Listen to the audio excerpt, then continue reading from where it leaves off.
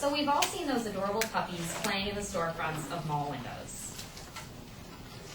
And if you're anything like me, you probably wanted to bring one home right then and there. And this happens all too commonly every day. People walk by these pet stores with absolutely no intentions of buying a dog, and out they come with a small puppy. The sad thing is, we don't see where these animals come from and what we're supporting by purchasing them. Because if we did, surely there would be no sales. Imagine dark, cramped cages, little to no food or water, and so many puppies that they pile on top of each other to escape the wire floors underneath. This is the vision of a puppy mill, and it is far from cute.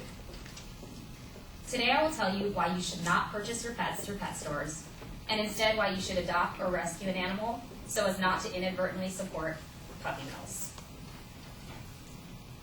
So today I'll discuss what puppy mills are, why they continue to exist in our society, and lastly, what we can do to help stop them. Now, I'm very passionate about this subject because I've rescued several dogs over my lifetime and find that they make such grateful, loving, and rewarding pets. I've also volunteered my time in shelters and have seen the firsthand effects of puppy mills when it comes to rising numbers in the shelters due to pet store returns. So first, I would like to explain what a puppy mill is for those of you who have never heard of one before. And the main point that I'd like to stress is that these things are absolutely inhumane. They're essentially a way of breeding puppies commercially and mass producing them to sell them to pet stores, who then sell them to us, the unaware consumers. So their main goal is to make as much profit as possible, and this means breeding as many puppies as possible. In order to do this, they have to rip puppies away from the mother weeks before they should. These animals are deprived of their basic care and given the absolute bare minimums when it comes to food, water, and shelter. And sometimes not even that, as puppies freeze in the winter and swelter in the summer heat. These puppy mills house hundreds and often thousands of animals to give you a perspective of just how mass commercially they're breeding these animals.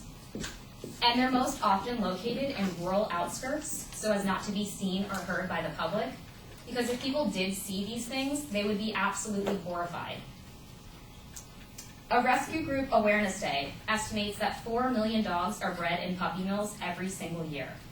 This just goes to show you how many dogs are being put on the market in this awful situation.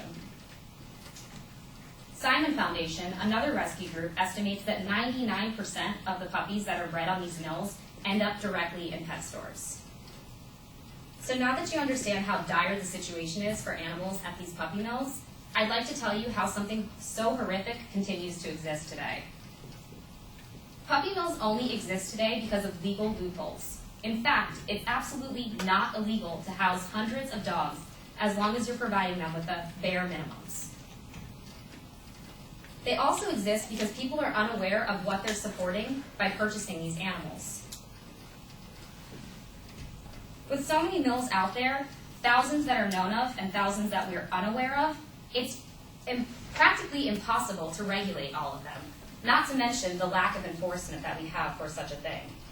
The Animal and Plant Health Inspection Service states that in 2006, there were only 96 inspectors nationwide available and responsible for the oversight of not just puppy mills, but zoos, circuses, laboratories, animals transported on commercial airlines, pet stores, and at the very bottom of the list, puppy mills. They make millions of dollars every single year selling their product to the pet stores, who then sell them to the unaware consumers like you and I.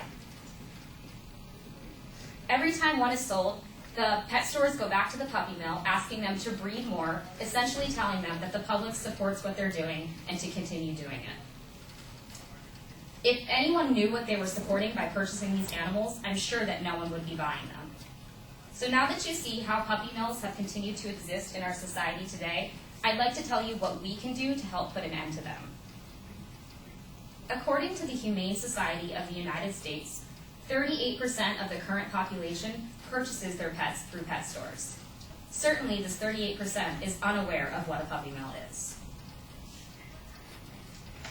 One of the major things that you can do to not help support puppy mills is to adopt your animal or rescue it rather than buying it at a store.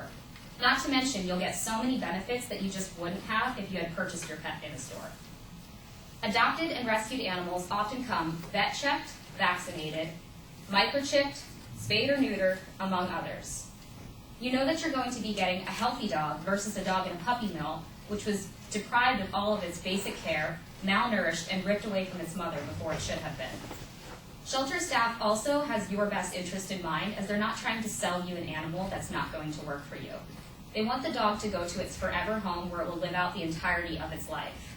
Versus a pet store is just trying to sell you an animal, and they'll give the animal away to the first person that wants to give them money.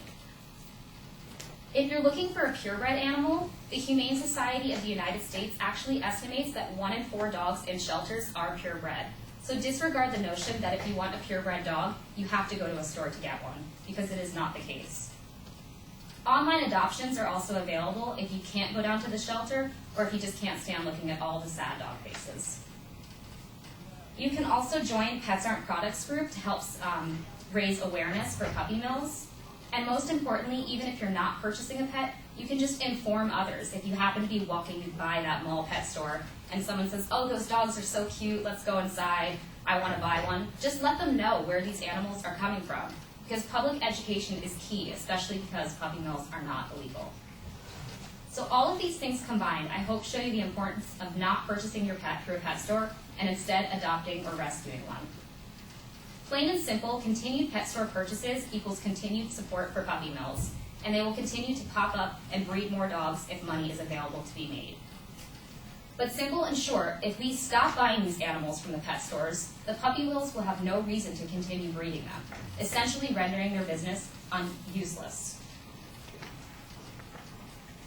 So, all of these things combined, whether you're purchasing a pet now, purchasing a pet in the future, or if you can just tell somebody about the horrors of puppy mills, at least we'll be doing our part to mark the start of the end of puppy mills.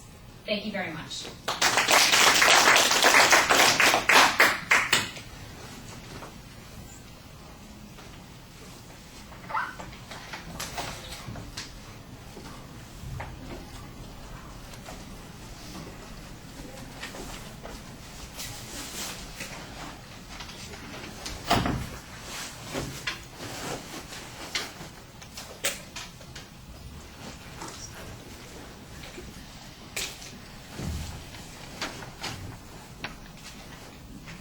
So, Krista, what did you think?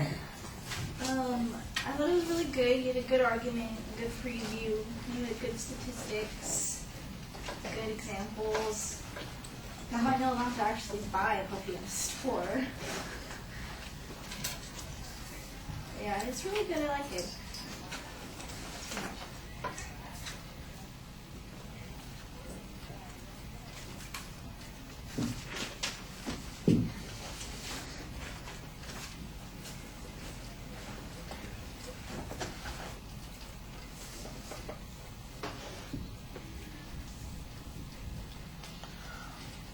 All right, the visualization at the beginning, I think, is emotionally involving. You've got a very clear statement of what your purpose statement is. There's an excellent preview that you're talking about. The body of the speech is laid out for us clearly.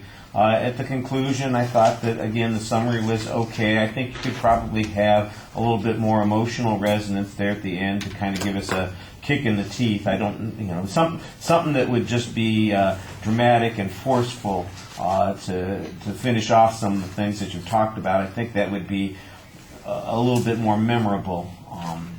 I don't know how successful you're going to be at getting people to walk up to strangers in malls and tell them not to buy from the puppy mill. But for instance, the notion that you could convey that information to others in a variety of circumstances is probably practical. And you've got, like I said, a specific goal not to be making that decision yourself when you're faced with those situations. I think you need to develop a little bit more information about the conditions in the puppy mills and the frequency with which those conditions are found so that you can get some of that emotional involvement that's going on. Because it feels a little bit less engaging than it might have on this issue. And some of this is only going to suffer from comparison. It's not so much that what you did was wrong. I've heard these kinds of subjects before, and I'm thinking, well, geez,